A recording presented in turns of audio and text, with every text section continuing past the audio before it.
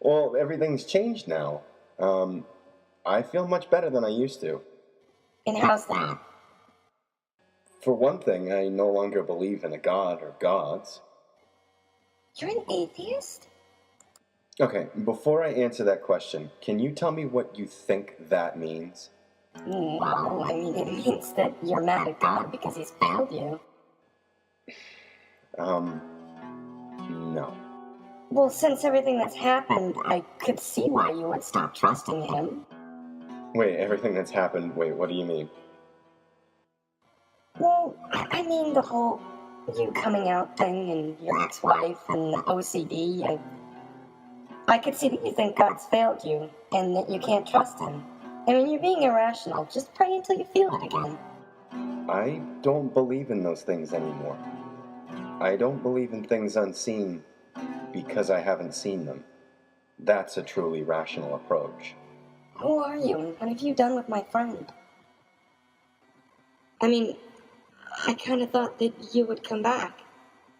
You know?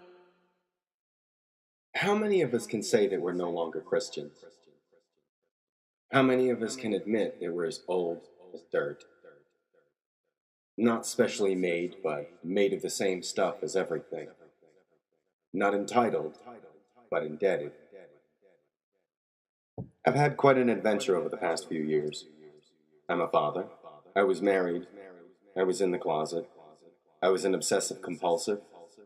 And I was a Christian. A believer.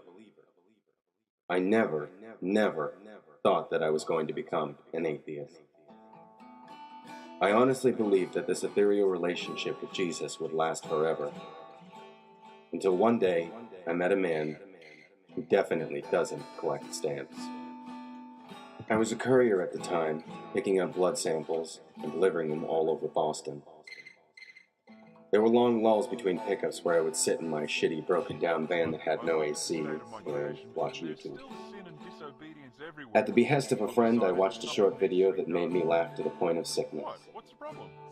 After that, I solemnly prayed to God that he would forgive me for finding it so funny. Then I obsessed for a while about going to hell. The legitimacy of his arguments and his candor laid the seeds of doubt that I would battle with for the next 3 years.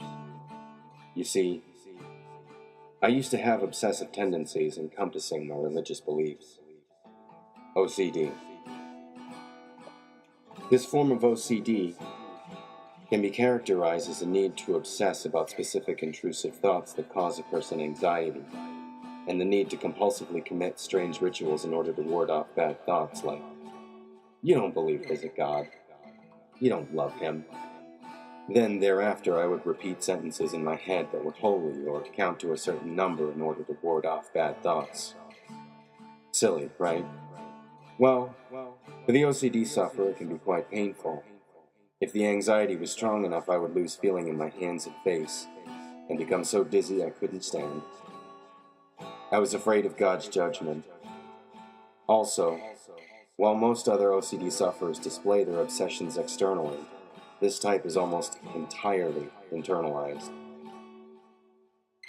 But there was something in those videos, something that made sense.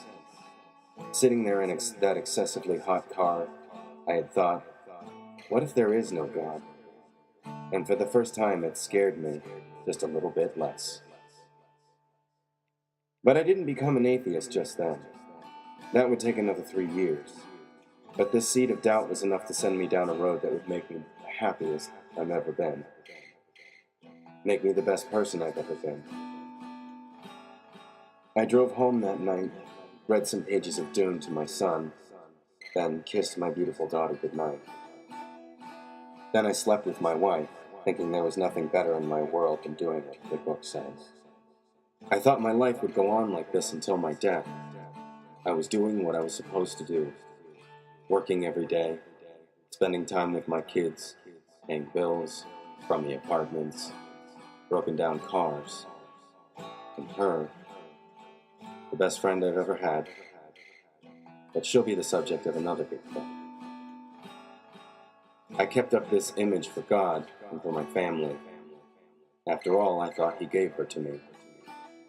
months and years could pass very quickly in this quaint little life.